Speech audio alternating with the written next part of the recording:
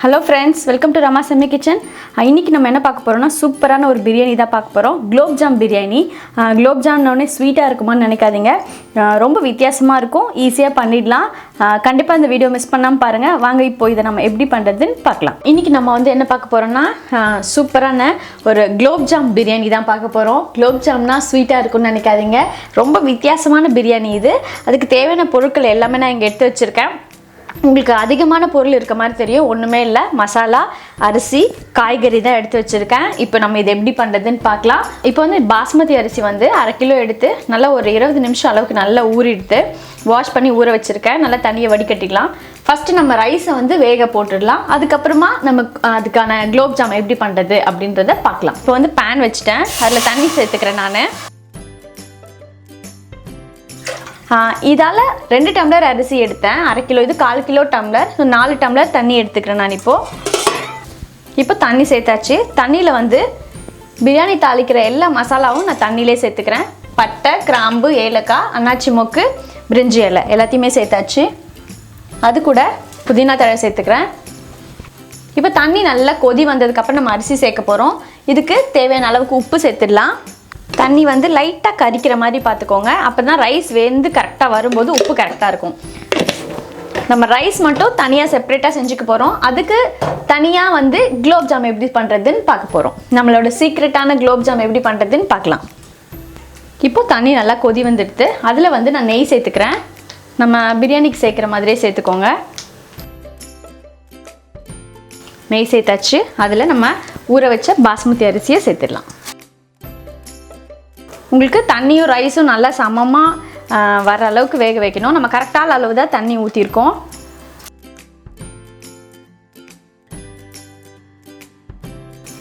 இப்போ ரைஸ் சேர்த்தாச்சு. நல்லா ஒன்றா கலந்து விட்டுருங்க. உப்பு வந்து லைட்டாக கரிக்கிற மாதிரி இருக்கா பார்த்துக்கோங்க. ரைஸ்க்கு அப்போ தான் கரெக்டாக இருக்கும்.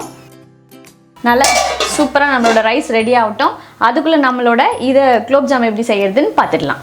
இப்போ இந்த மாதிரி ஒரு பாத்திரம் எடுத்துக்கோங்க. அதில் நான் பால் பவுடர் சேர்த்துக்கிறேன். ஒரு 50 கிராம் அளவுக்கு இப்போ பால் பவுடர் எடுத்துக்கிறேன். நீங்கள் வந்து குலோப் ஜாம் மிக்ஸ் உங்ககிட்ட இருந்ததுன்னா அது கூட நீங்கள் சேர்த்துக்கலாம். இப்போ இதில் நம்ம என்னென்ன சேர்க்க போகிறோம்னு பார்க்கலாம்.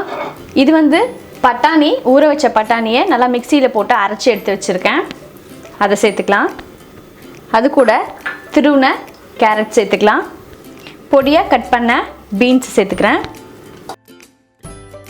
பொடியாக கட் பண்ண பச்சை மிளகா, துருவின பன்னீர் சேர்த்துக்கிறேன். பன்னீர் நல்லா துருவி சேர்த்துக்கிறேன். இப்போ இது கூட நம்ம பொடியாக கட் பண்ண புதினா சேர்த்துக்கிறேன். இப்போ எல்லாமே சேர்த்தாச்சு.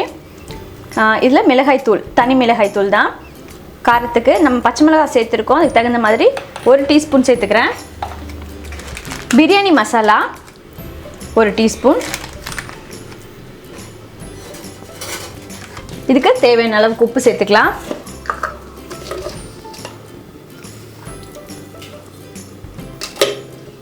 இப்போ இது எல்லாத்தையும் சேர்த்து நம்ம ஒன்றா மிக்ஸ் பண்ண போகிறோம். இப்போ காய்கறியிலே உங்களுக்கு நல்ல ஈரப்பதம் இருக்கும். அதனால தண்ணி ஊற்றாதீங்க. உங்களுக்கு வந்து உருண்டையாக பிடிக்க வரலன்னா மட்டும் கொஞ்சமாக தண்ணி சேர்த்துக்கோங்க. இதில் என்ன வெஜிடபிள்ஸ் வேணாலும் நீங்கள் சேர்த்துக்கலாம். உருளைக்கிழங்கு சேர்த்துக்கலாம், பீட்ரூட் சேர்த்துக்கலாம், என்ன வேணாலும் சேர்த்துக்கலாம், காலிஃப்ளவர் சேர்த்துக்கலாம். ஸோ எல்லாத்தையும் சேர்த்து நல்லா ஒன்றா மிக்ஸ் பண்ணிவிட்டு நான் உங்களுக்கு காட்டுறேன். போட்ட வெஜிடபிள்ஸ், மில்க் பவுடர் எல்லாமே போட்டு ஒன்றா கலந்தாச்சு. உப்பு காரம் செக் பண்ணிக்கோங்க கரெக்டாக இருக்கா அப்படின்னு. அதுக்கப்புறமா இந்த மாதிரி சின்ன சின்ன பால்ஸாக உருட்டிக்கோங்க. உருட்டி ஒரு பிளேட்டில் வச்சுக்கலாம். நம்ம உங்களுக்கு ரொம்ப பெருசு பெருசாக போடக்கூடாது, ரொம்ப குட்டி குட்டியாக போடுங்க. அப்போ தான் வந்து நம்ம பிரியாணியோடு சாப்பிட்றதுக்கு, ரைஸோடு சாப்பிட சூப்பராக இருக்கும். வெஜிடபிள்ஸ் சாப்பிடாத பசங்களுக்கு இது ரொம்பவே ரொம்ப ரொம்ப ரொம்ப கண்டிப்பாக யூஸ்ஃபுல்லாக இருக்கும்.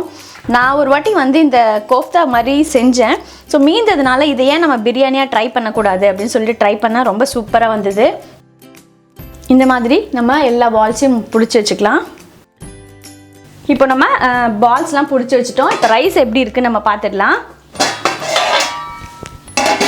ரைஸ் சூப்பராக ரெடி ஆயிடுச்சு பாருங்கள். அடியிலேருந்து ஒரு வாட்டி நல்லா கலந்து விட்டுக்கோங்க. சூப்பராக ரெடி ஆயிடுச்சு. இப்போ வந்து இது நல்லா ஒயிட்டாக இருக்கிறதுனால நான் இன்றைக்கி வந்து குங்குமப்பூ வந்து கொஞ்சம் தண்ணியில் வந்து வெந்நீரில் போட்டு வச்சுருக்கேன். அதை நம்ம இதில் லைட்டாக சேர்த்துக்கலாம். கலர் வந்து உங்களுக்கு சூப்பராக இருக்கும் பார்க்குறதுக்கு. ஸோ இப்போ போட்டாச்சு. இப்போ ரைஸ் எடுத்து நம்ம ஒரு பக்கம் அழகாக அப்படியே மூடி வச்சுட்டு நம்ம உருண்டை பிடிச்சி வச்சதை நம்ம பொரிச்சு எடுத்துடலாம். இப்போ நான் எண்ணெய் வந்து ஒரு பால் மட்டும் போட்டிருக்கேன், எண்ணெய் காஞ்சிருக்கா அப்படின்ட்டு. கொஞ்சம் மீடியமான ஃப்ளேமில் வச்சு போடுங்க. ஸோ நம்ம எல்லாத்தையும் போட்டுக்கலாம். இப்போ நம்ம எல்லாத்தையுமே போட்டாச்சு. பொறுமையாக நல்லா கோல்டன் ப்ரௌனாக இதை பொரிச்சு எடுத்துடலாம். போட்ட உடனே நீங்கள் வந்து கிளறி விடாதீங்க, ஏன்னா உடஞ்சிரும். கொஞ்சம் வெந்ததுக்கு அப்புறமா எடுத்து விடலாம்.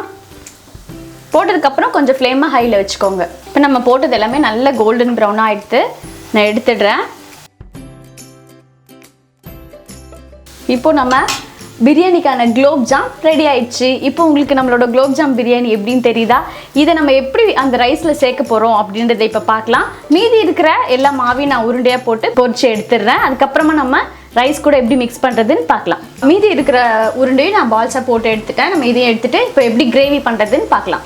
நம்ம அந்த கோஃப்தாலாம் பொரிச்ச எண்ணெய் தான் நான் இதில் சேர்த்துருக்கேன். ரொம்ப டேஸ்ட்டாக இருக்கும். அதில் ஒரே ஒரு பிரியாணி இலை சேர்த்துக்கிறேன். இப்போ கட் பண்ணி வச்ச வெங்காயம் சேர்த்துக்கலாம். இதில் தக்காளி வந்து சேர்க்கணும்னு அவசியம் இல்லை. இந்த ஸ்டைல்லே நம்ம இப்போ கிரேவி பண்ணலாம், சூப்பராக இருக்கும். ஒரே ஒரு பச்சை மிளகாவை உடச்சி சேர்த்துக்கிறேன். இதில் நம்ம இப்போ தேவையான மசாலா எல்லாமே சேர்த்துக்கலாம். மஞ்சத்தூள் ஒரு 1/4 டீஸ்பூன் சேர்த்துக்கலாம். மிளகாய்த்தூள் ஒரு டீஸ்பூன் சேர்த்துக்கலாம். பிரியாணி மசாலா ஒரு 1/2 ஸ்பூன் சேர்த்துக்கிறேன். இது எல்லாத்தையுமே நல்லா மிக்ஸ் பண்ணிடலாம்.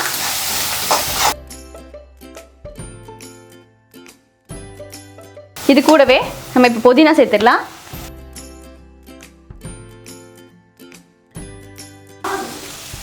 இப்போ நம்ம எல்லாம் போட்டு நல்லா வதக்கினதுக்கு அப்புறமா இதில் தயிர் சேர்த்துக்கலாம்.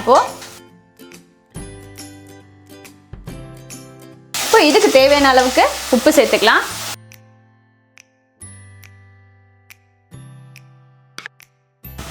கொஞ்சம் தண்ணி சேர்த்துக்கிறேன். சூப்பராக நம்மளோட கிரேவி எவ்வளோ நைஸ், பார்க்கறதுக்கு எவ்வளோ சூப்பராக இருக்குது பாருங்கள். இப்போ இதில் நம்ம செஞ்சு வச்ச எல்லா அந்த பால்ஸையும் சேர்த்துடலாம். இப்போ நம்மளோட ரைஸ் ரெடி, நம்மளோட குலோப் ஜாம் மிக்சரும் ரெடி. இப்போ இது ரெண்டுத்தையும் ஒன்றா சேர்த்து நம்ம வந்து சர்வ் பண்ணால் சூப்பராக நம்மளோட குலோப் ஜாம் பிரியாணி ரெடி ஆகிடும்.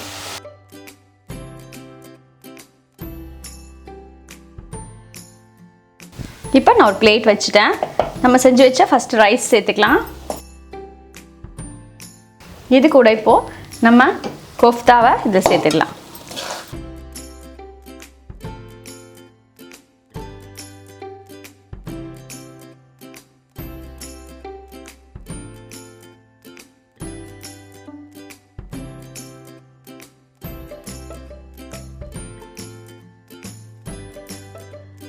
சூப்பராக இப்போ நம்மளோட குலோப் ஜாம் பிரியாணி அருமையாக ரெடி ஆயிடுச்சு.